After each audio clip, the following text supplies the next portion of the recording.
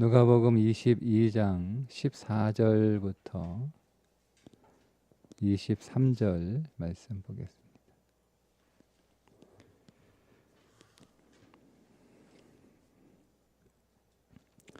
때가 이름에 예수께서 사도들과 함께 앉으사 이르시되 내가 고난을 받기 전에 너희와 함께 이 유월절 먹기를 원하였노라.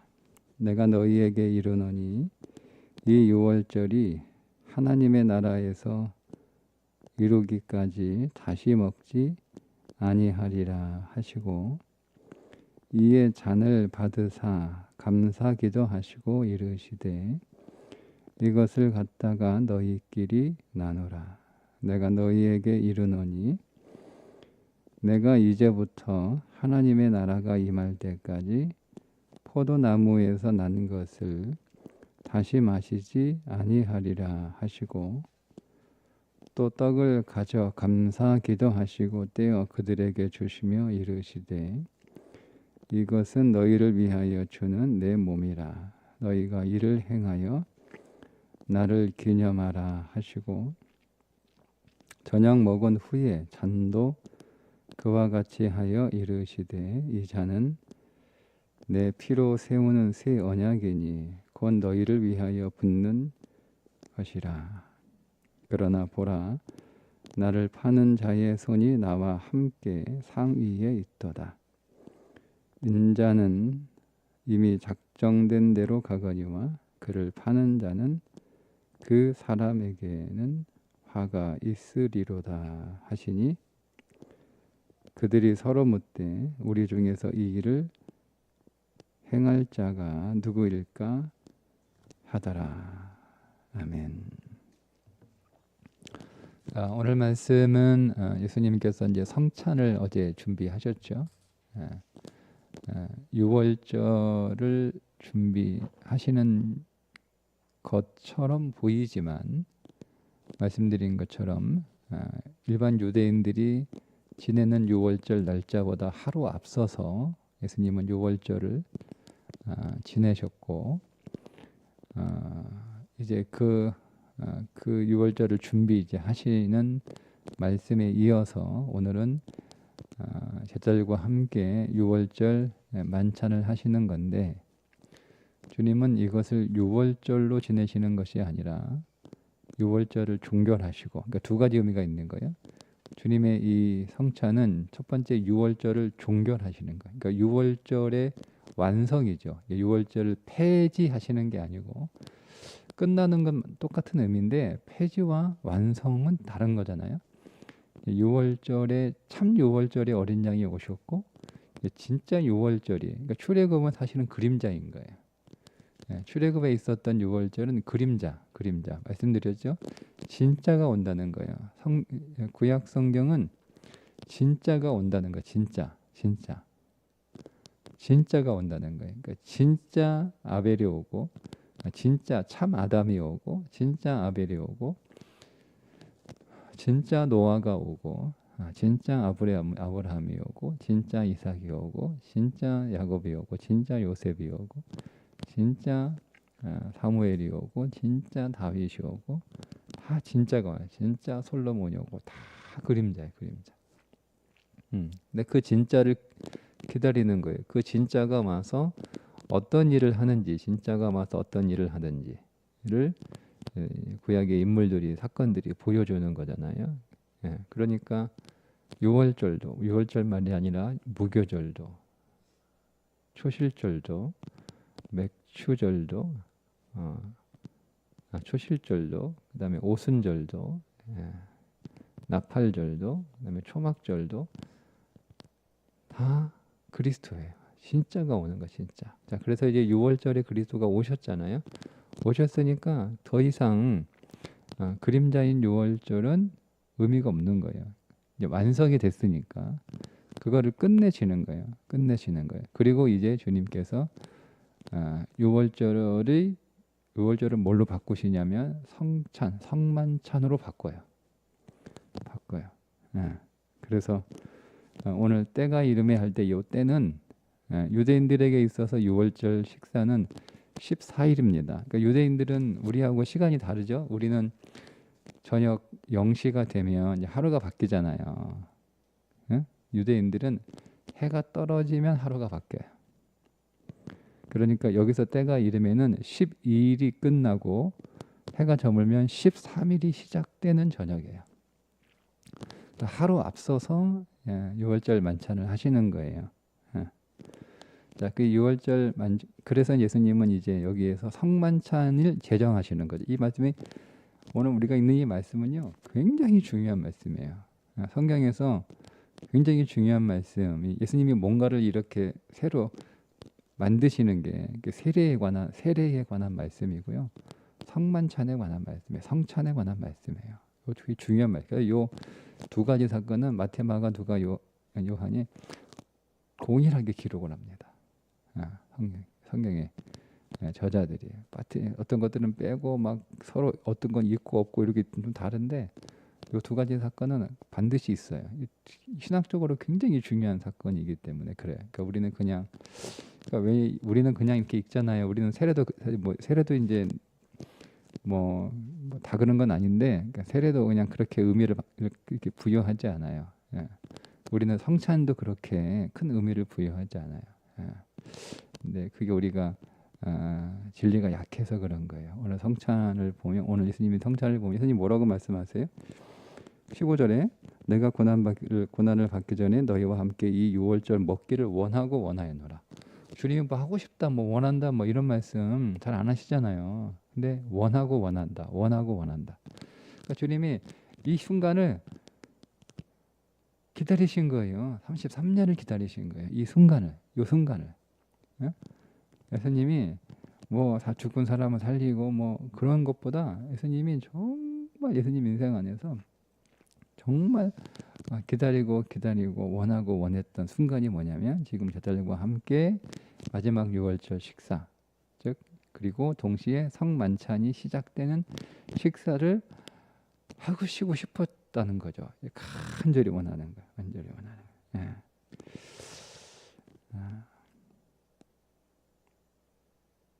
왜 그러냐면 이것이 유월절의 성취이기 때문에 그러니까 조금 요 시간은 절기로서의 유월절은 마지막, 그리고 주님의 생명으로서의 진정한 의미의 유월절이죠. 그걸 이제 성만찬으로 바뀌는 그 성만찬의 시작인 거예요. 시작. 그러니까 유월절은요 출애굽을 기억하는 거예요. 출애굽. 우리가 애굽에서 나왔다라고 하는 거죠. 근데 성만찬은요 우리의 구원을 기억하고 내가 그리스도 안에서 구원받았고 세상에서 영적 출애굽을 했다. 내가 그리스도 안에 새로 태어났다. 이걸 넘어서서 성만찬은 이런 거잖아요. 주님이 내 몸이다, 내 피다, 이거 먹어라 이렇게죠. 그러니까 성만찬은요 떡과 잔을 마심으로 인해서 내가 그리스도와 연합하여 하나가 되었다라고 하는 것을 항상 확인하는 거예요. 그리고 그것을 고백하는 거예요. 그러면 내가 뭐 잔을 마시고 떡을 이렇게 먹으면서 뭐 포도주가 어떻네, 떡이 어떻네 이거 평가하는 시간이 아니에요. 뭐 그런 어리석은 그 성도들이 가끔 있는데 그거 진짜 어리석은 거예요. 그럼 집에 가서 떡 많이 드시고 포도주 많이 드시면 돼요. 응? 시장에 좋은 포도주 많아요. 그게 아니고요. 내가 주님의 살을 먹고 주님의 피를 먹음으로 내가 주님과 연합하게 되었다라고 하는 거예요. 주님과 하나. 그러면 내가 주님과 연합했으니 여러분 뭐 해야 되는 거예요? 두 남자가 결혼해서 하나가 됐잖아요. 이젠 둘이 아니요 하나다라고 선언하잖아요. 결혼식에서. 그러면 이제 두 사람은 두 사람이 아니라 한 사람이 된 거잖아요. 그 다음 뭐 해야 됩니까? 우리가 결혼식 했고 결혼 신고했으니까 끝입니까? 아니죠. 계속 교제해야 되는 거예요. 계속 교제해야 되는 거예요. 친밀하게. 더 알아가야 되고, 예? 실질적으로 형식적인 법률적인 하나가 아니라 실제적인 하나를 계속 누려야 되는 것이 그게 결혼 생활이잖아요. 음? 그런데 뭐 집만 뭐 한 집에 살고 뭐 호되게만 그 같이 올라와 있고 그런데 와가지고 들어와서 얘기도 안 하고 교제도 안 하고 그러고 살면 그건 그냥 뭐 법률적으로 부부지 실제적인 부부는 아니잖아요. 그러니까 우리가 상만찬을 통해서 떡을 먹고 내가 주님의 몸을 먹는 거니까 그게 떡이 내 안에 들어가는 순간 그 떡과 나를 분리할 수 없잖아요. 내가 주님의 잔을 마시는 순간 내가 목으로 넘기는 순간 그게 내 몸에 들어오면서 이제는 내 몸으로 다 스며들어서 분리할 수 있어요? 분리가 안 돼요. 그게 하나가 되는 거예요. 그러면 내가 주님과 하나가 되었다라고 하는 것을 다시 확인하고 다시 고백하면서 어떤 삶을 살아가는 거예요? 계속 주님과 교제하고 주님과 친밀하게 더 실제적으로 하나가 되는 내 문제가 주님의 문제가 되는 것이고 주님의 비전이 나의 비전이 되는 것이고 그러니까 내 소원은 주님의 소원이고 주님의 소원이 내 소원으로 되는 거예요. 그러니까 내 소원은 주님께 맡기고 우리는 누구의 소원으로 살아가는 거예요? 주님의 소원으로 살아가는 거예요. 그게 하나 되는 거예요. 근데 내가 주님의 소원이 무엇인지를 별로 관심 없고 늘 내 문제만 신경 쓰고 내 문제만 붙들고 근심하고 있고 그 문제 해결하기 위해서 발버둥 치고 그렇게 살아가는 건 하나가 된 게 아니죠. 우리 안에 그런 일이 있을 때마다 아이고 이거 내 문제 주님이 이거 내 문제만은 아니죠. 이거 주님의 문제니까 같이 좀 해요. 같이 좀 고민합시다. 같이 좀 해결 좀 해요. 그럼 주님이 야 내 비전이 이게 나만의 비전이냐? 우리가 하나인데 이게 너의 비전이기도 하고 그러죠. 여러분 부부가 여러분 아내가 뭐 어떤 이렇게 고민과 문제 때문에 끙끙 앓고 있어요. 그러면 여러분 남편이 와가지고 왜 그래? 그러니까 뭐 사실은 뭐 이만저만한 일이 있어서 내가 너무 스트레스 받고 머리가 아프고 그러다 그래? 그건 당신 문제니까 당신이 알아서 해. 뭐 이렇게 하는 남편이 있어요? 아니잖아요. 같이 고민하고 같이 아프고. 여러분 남편이 아프면 그거 뭐 내 몸도 아니고 뭐 내가 그거 어떻게 한다고 해서 뭐 되는 거 아니고 당신이 뭐 그 밤새 끙끙대고 있는데 옆방에서 아내는 그냥 남편이 끙끙 신음하고 그러니까 시끄럽고 잠 깬다고 딴방 가서 자는 아내 없잖아요. 그죠? 네. 그러니까 같이 아내도 남편과 같이 아프고 같이 신음하고 같이 밤새고 있는 거잖아요. 그죠? 그런 거예요. 그러니까 내 문제가 주님의 문제고 주님의 사명이 주님의 사역이 주님의 비전이 내 비전이 되는 거예요. 이게 하나가 되는 거예요. 이게 하나가. 그러니까 그게 성만찬이에요. 거기서 계속 고백되고 확인되는 거예요. 왜? 우리는 자꾸 잊어버리고 우리는 이 육체라고 하는 옷을 입고 있기 때문에 이 육체의 본성이 계속 내 안에 역사를 하는 거예요. 우리 이미 육체가 영혼 안에서 끝났고 옛사람은 다 처리돼서 옛사람은 다 죽어서 없어 장사된 했잖아요. 그리고 오늘 우리는 이제 새 사람이 되었잖아요. 그래도 우리는 어차피 시간 안에서 육신을 입고 있기 때문에 이 타락한 육신이 계속 내 인생에 간섭을 한단 말이에요. 자꾸 내 인생을 어떻게 할 수는 없는데 자꾸 내 인생 찝쩍거려 이게. 내가 이제 여기에 반응해 버리면 이제 잘못되는 거예요. 근데 이거를 계속 우리가 반응하지 말아야 되는데 이게 너무 강력하니까 우리가 반응할 수밖에 없고 자꾸 육신의 욕망을 따라 육신의 뜻을 따라 육신의 길로 자꾸 가려고 한단 말이에요. 그러니까 주님의 식탁에 와서 주님의 떡과 잔을 마심으로 내가 주님이 하나가 됐고 내 문제는 다 주님의 문제인데 뭐 나 혼자 고생하고 있나. 그러니까 주님한테 얘기하는 게 맞잖아요. 그렇잖아요. 여러분 남편이 회사에서 직장인으로 막 이렇게 어려운 문제 있는데 그거 아내한테 얘기하면 고생하고 또 같이 신경 쓰고 어차피 뭐 신경 쓴다고 해결될 문제는 아니니까 남편이 그거 혼자 알고 막 끙끙 앓고 있으면 기분 좋습니까? 야 남편이 나 생각해서 혼자 저렇게 시름시름 앓고 있구나. 그거보다는 왜 나한테 얘기하지 않았을까 속상하잖아요. 그렇지 않나요? 네, 그게 하나라는 거예요. 그게 하나. 그러니까 오늘 우리의 기도라고 하는 것은 사실은 그런 영적인 의미에서 더 깊이 들어가면 내 문제가 주님의 문제이고 주님과 함께 나누는 거죠. 그리고 아유 나 못하겠으니까 주님이 좀 능력 있으니까 하시고, 그럼 우리는 홀가분하게 뭐 놀고 먹는 게 아니고 우리는 주님의 비전을 가져오는 거예요. 그러면 주님의 뜻은 무엇입니까? 주님의 길은 무엇입니까? 그게 이제 성만찬의 의미예요. 그래서 이거를 주님이 하시고 싶으셨던 거예요. 여러분 성만찬을 그냥 내가 종교 의식으로 하면 그러니까 다 종교 의식으로 해요. 그게 종교예요. 그게 종교. 무슨 의미가 있어요? 무슨 의미가? 성만찬을 생명으로 하는, 주님과 연합하는 신령한 교제로 나아가는 성만찬이 우리에게 그런 회복이 필요합니다. 16절에 내가 너희에게 이르노니 이 유월절이 하나님의 나라에서 이르기까지 다 먹지 아니하리라. 자, 주님이 분명하게 두 번 말씀하세요. 16절, 18절에 똑같이 두 번 반복하시는데요. 이제는 끝이라는 거예요. 절기로서의 유월절은 끝났다. 그러니까 뭐 엉뚱하게 이단이 와가지고 유월절 왜 안 하냐? 그러면 여러분 정확하게 성경 펼쳐놓고 설명하셔야 되는 거예요. 하실 수 있어야 되는 거예요. 분명히 주님이 16절에서 다시 먹지 아니하리라. 여기 세 가지 의미인데요. 첫 번째, 예수님이 이제 죽으시니까 절기로서의 유월절 식사를 못 하신다라는 의미로 해석될 수 있어요. 근데 사실은 그런 의미로 말씀하신 것 같지는 않아요. 두 번째 의미는 뭐냐면 9월에 구약의 절기로서의 유월절이 폐지가 되고 이제 새로운 신약의 성만찬으로 바뀐다는 거예요. 그러니까 절기로서의 유월절은 끝이니까 절기로서의 유월절 음식은 다시 먹을 일이 없죠.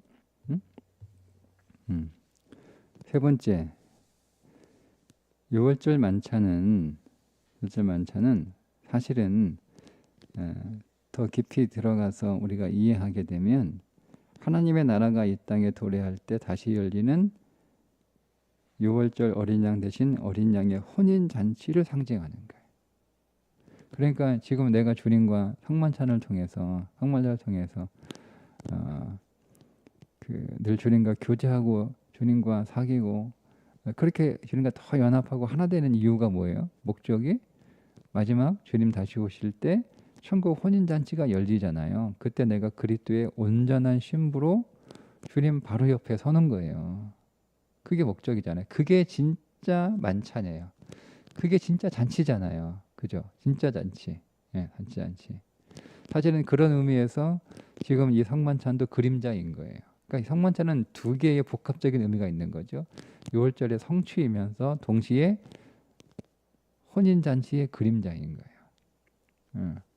그러니까 우리는 이 성만찬에 계속 주님과 연합하는 그 신령한 교제가 계속 우리 안에서 계속 날마다 반복적으로 그렇게 확인되고 고백되고 또 그것으로 끝나는 게 아니라 이제 일상에 돌아가서 계속 이제 주님과 연합하고 하나 되는 그 일들을 계속 해야 되는 거죠. 계속 주님과 교제해야 되는 거예요. 여러분 부부간에 계속 교제해야 되는 것처럼 근데 여러분 이것을 우리 가운데 적용하면 그러면 우리는 여러분 부부 생활은요 뭐를 연습하는지 아시겠죠?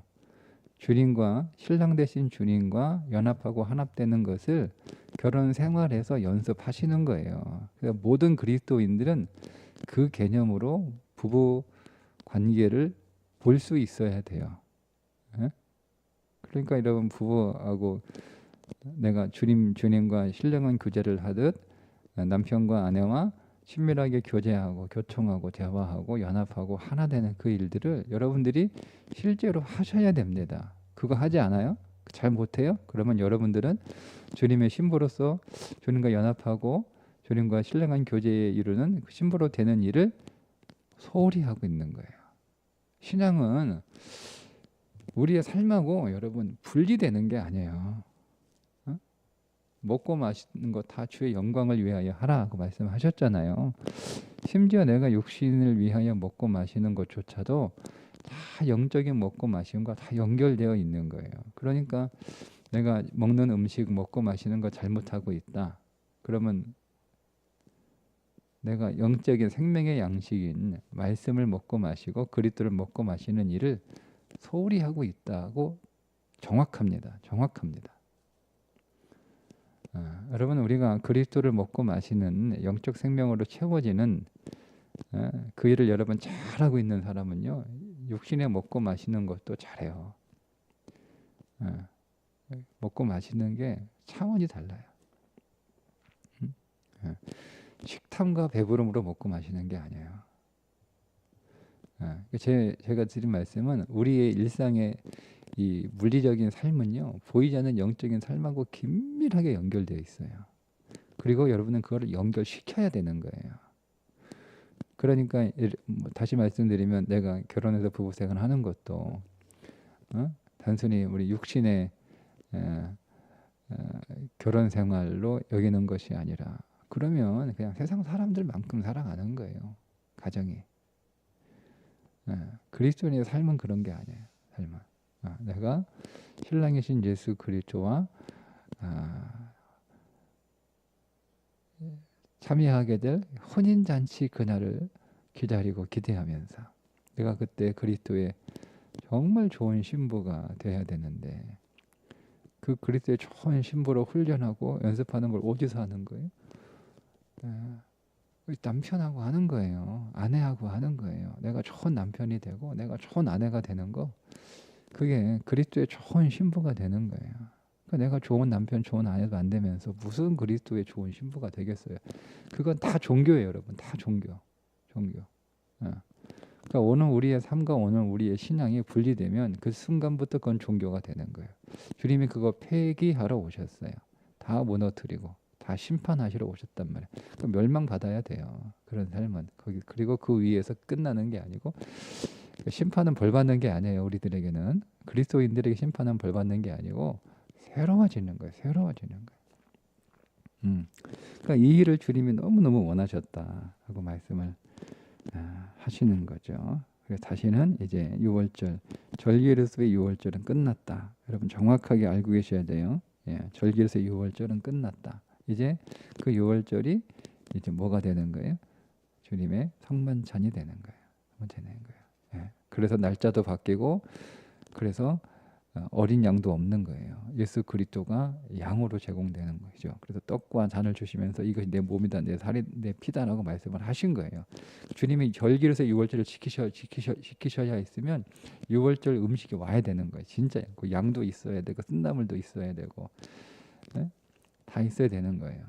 무교병도 있어야 되고. 근데 양이 결정적으로 제일 중요한 준비가 양을 준비하지 않잖아요. 양을 준비했다는 내용이 없어요. 양을 먹었다는 내용이. 뭘 먹어요? 주님의 떡을 주시는 거. 무교병을 잘라서 주시면서 내 몸이다. 거기에 있는 잔을 주시면서 이거 내 피다. 이렇게 말씀을 하시는 거죠. 자, 17절에 잔을 받으사 감사 기도하시고 이르시되 이것을 갖다가 너희에게 나누라. 이제 제가 뭐 시간이 없어서 이 6월절 그 순서를 다 설명 못 드리는데요. 나중에 혹시 기회가 되시거나 아니면 좀 찾아보시면 다 나와요. 6월절 그 식사에서 잔은 총 4번 마십니다. 4번. 그 마태와 마가와 누가가 좀 이 차이가 달라요. 시점이. 근데 그게 왜 그러냐면 4번 중에 마태와 마가는 마지막 3번째와 4번째를 기록한 거고, 누가는요 첫 번째와 2번째를 기록을 한 거예요. 그 차이가 있어요. 그래서 지금 17절은 첫 번째 잔, 일반적으로 학자들은 첫 번째 잔이라고 얘기하고, 뒤에 한 번 더 그 잔을 마시죠. 20절에 두 번째 잔을 기록한 것으로 보시면 마테마가와의 차이점이 이제 해소가 되는 겁니다.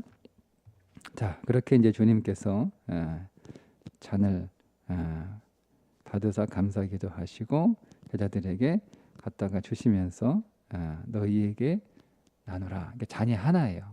잔이 하나예요. 뭐 사실 뭐 되게 중요하게 생각하는 신학자도 있는데, 잔이 하나이든 뭐 잔이 여러 개든 뭐 사실은 그게 더 중요한 게 아니고, 같은 주님의 피를 마신다, 이게 중요한 거지. 어쨌든 뭐 자, 그리고 나서 이제 18절에 내가 너희에게 이르노니 내가 이제부터 하나님의 나라가 임할 때까지 포도나무에서 낳는 것을 다시 마시지 아니하리라. 자, 다시 마시지 아니하리라. 자, 다시 말씀하시잖아요. 6월절 식사는 끝났다. 종결됐다. 이제 십자가 대속 사역을 상징하는 성만찬이 새로운 언약으로서 앞으로의 이 교회의 중심적인 가장 중심적인 예식이 될 것이다. 예, 우리 기독교 신앙에서요 가장 중요한 예식은 성만찬이에요. 성만찬 가장 중요한 예식이에요. 네.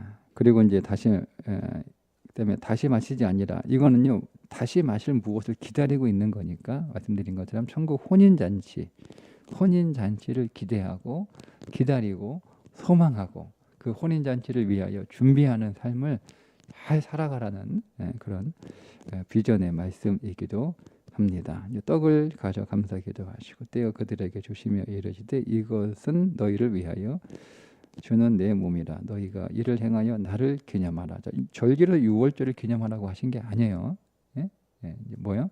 새로운 성만찬 이거를 기념하는 게 뭐예요? 말씀드린 것처럼 계속 주님과 교통하고 교제하는 거예요. 내가 주님과 연합하고 주님과 하나가 되고 내가 주님의 떡과 또 주님의 몸과 주님의 피를 마심으로 인하여 이제 내 모든 문제는 다 주님의 것이 됐고 그래서 주님하고 같이 나눠야 되고 근데 그것만 아니라 주님의 것이 또 다 내 것 됐으니까 나도 또 주님의 비전 때문에 그거 기도하고 그거 가지고 몸부림 고민하고 그거 가지고 이제 열심히 살아야 되는 그 연합. 그거를 기억하라는 말씀이에요.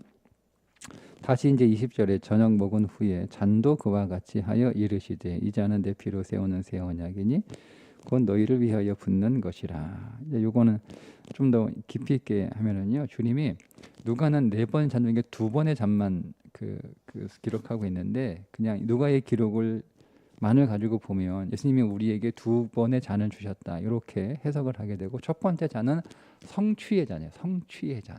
그죠? 성취에 다 끝냈다. 내가 다 성취했다.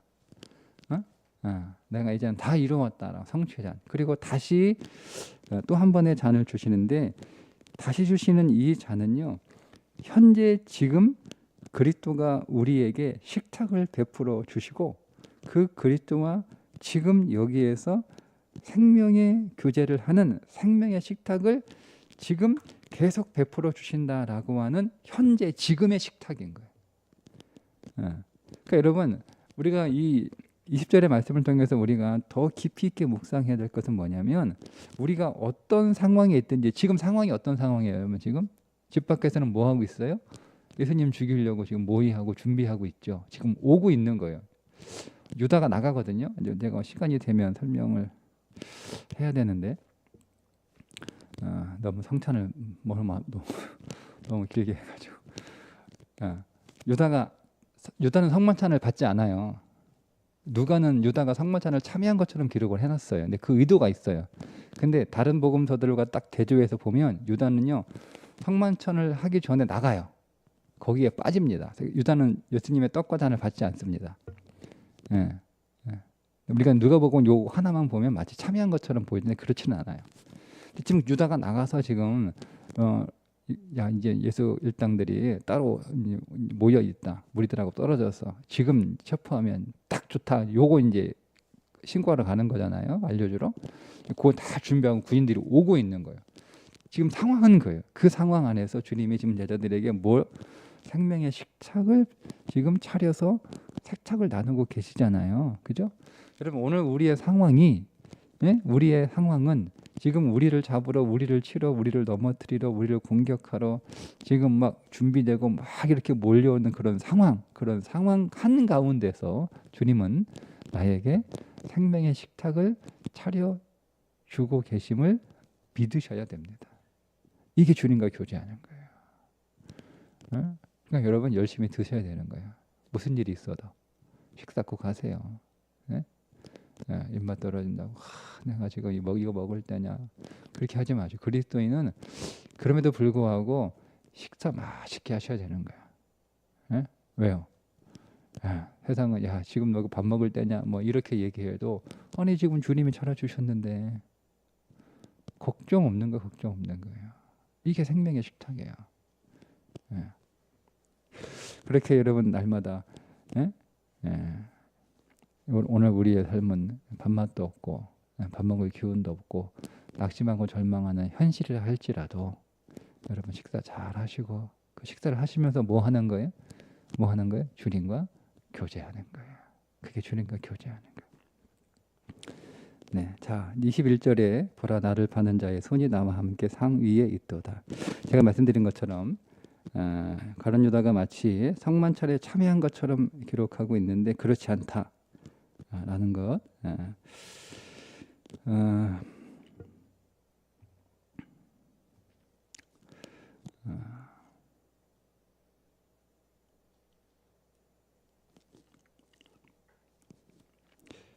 다시 다른 마태나 마가 요한복음을 그 가지고 그 성만찬의 순서를 쭉 여러분 다시 배열을 하면 이렇게 배열이 돼요. 첫 번째 예수님이 식탁을 다 준비된 자리에 오셔서 첫 번째 제자들의 발을 씻기십니다.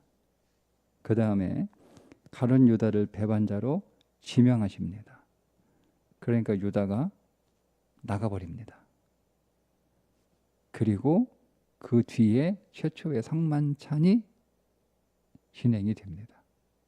유다가 없어요. 유다가 빠져 있어요.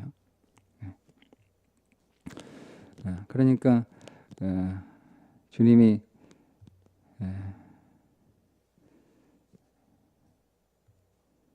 나를 파는 자의 손이 나와 함께 상위에 있다.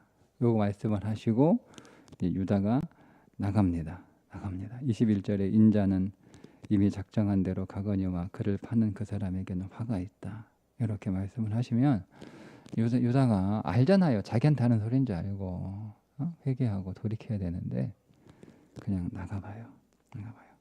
근데 왜 누가는 마치 유다가 성만찬에 참여한 것처럼 썼을까 오해하게.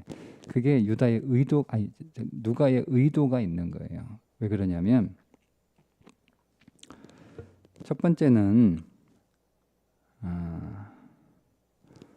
성만찬과 유다의 배신을 구분하기 위해서 그렇게 구분을 딱 지어 놓은 거예요.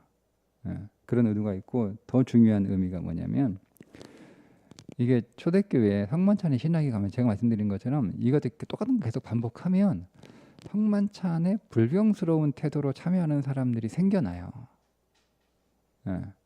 그러면서 사람들은 이게 특별히 초대교회 이게 굉장히 강력했는데요. 성만찬에 참여하면 그 참여하는 것만으로도 내가 다 모든 죄가 씻겨지고 내가 거룩한 자가 되었다라고 하는 착각에 빠지는 일들이 많았어요.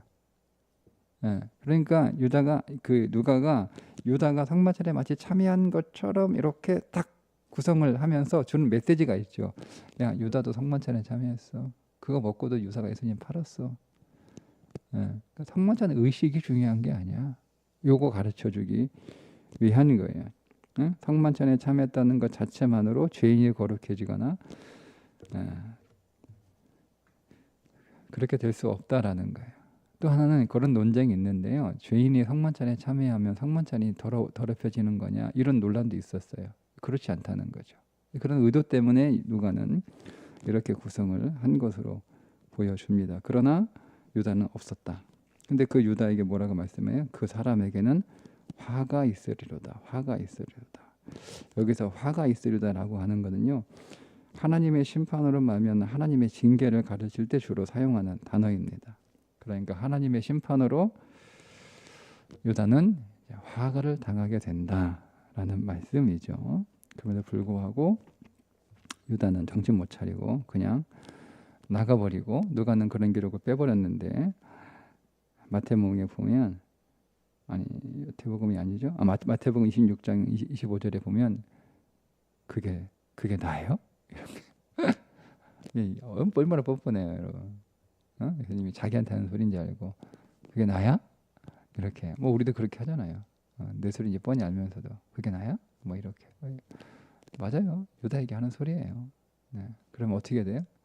그럼 주님 앞에 굴복하고 회개하고 주님의 떡과 잔을 받았으면 유다는 살았을 텐데 예, 기분 나쁘다고 뛰쳐나가 그 잔을, 그 성찬을 참여하지 않아요. 예, 그래서 그는 결국 실패하는 인생이 되고 맙니다. 주님은 계속 기회를 주세요. 계속 기회를 주세요. 여러분 주님이 기회 주실 때 그 기회 잡으십시오. 네, 기회 잡으세요. 자, 오늘 말씀 한 가지만 기억하시면 돼요. 주님의 성찬은 주님과 친밀하게 교제하는 것이다. 주님과. 그러니까 우리는 날마다 주님과 성찬의 삶을 살아가야 되는 거예요. 날마다 여러분 뭐 떡하고 무교방하고 포도주 마시자 막 그런 게 아니고 여러분들이 모든 먹고 마시는 걸 통해서 이게 주님이 베풀어진 식탁이다라고 믿고 그 믿음 안에서 주님과 어떤 상황에서든 친밀하게 교제하세요. 여러분을 잡으러 오는 군인들이 몽둥이를 들고 여러분 인생으로 쳐들어오는 그 순간에도 주님은 우리에게 생명의 식탁을 배설하여 우리와 함께 먹고 마시고 계심을 꼭 기억하십시오. 주님과 그 순간에도 교제하시고 그러면 승리하는 거예요. 누가 실패합니까? 그 식탁을 거절하고 나간 유다가 실패하잖아요. 그 떡과 잔을 마신 성찬에 참여한 제자들은 어떻게 해요? 결국 성공하잖아요. 결국 잠시는 실패한 듯 보이지만 결국 승리하지 않습니까? 그죠? 네. 그러니까 이 부분을 봐야 돼요. 그러니까 우리도 날마다 주님이 베풀어 주시는 식탁, 오늘 우리가 아침도 먹고 점심도 먹고 저녁도 먹고 그 모든 순간 우리가 다 먹는 거잖아요. 네? 다 먹는 거, 다 식탁이에요. 일하는 것도 식탁이고 다 먹는 거잖아요. 그 순간 다 주님이 나에게 베풀어 주신 생명의 식탁으로 여러분 받으시고 주님과 친밀하게 교제하셔서 여러분 반드시 승리할 수 있다는 믿음이에요. 그 믿음으로 식사하세요. 믿음으로 먹으세요. 승리한다. 안전하다. 주님이 오늘 지금 나와 같은 식탁에서 함께 나와 식사하고 계신다. 주님이 다 끝내시고 주님이 다 성취하시고 주님이 다 우리에게 새 것을 놀라운 복을 주고 계신다. 여러분 이것을 항상 우리 마음에 새기는 날마다 주님의 식탁의 삶들이 되기를 주님의 이름으로 축복합니다. 기도하겠습니다. 하나님, 오늘 우리도 주님이 베풀어진 식탁에 앉아서 이 하루를 시작합니다. 온종일 주님이 우리를 위하여 차려주시는 그 생명의 식탁 잘 받게 하시고 우리의 눈을 열어주셔서 주님의 식탁 위에 참여하고 있음을 보게 하셔서 하나님 두려워하지 말고 걱정하지 말고 우리에게 주어진 삶 맛있게 하나님이 잘 먹는 하루가 되게 해주셔서 결국 우리는 승리할 수밖에 없다는, 우리의 모든 삶의 결론은 승리라는 것을 확신하며 흔들리지 아니하며 하나님 매 순간 주님을 찬송하는 오늘 하루가 되게 해 주옵소서. 예수님의 이름으로 기도합니다. 아멘.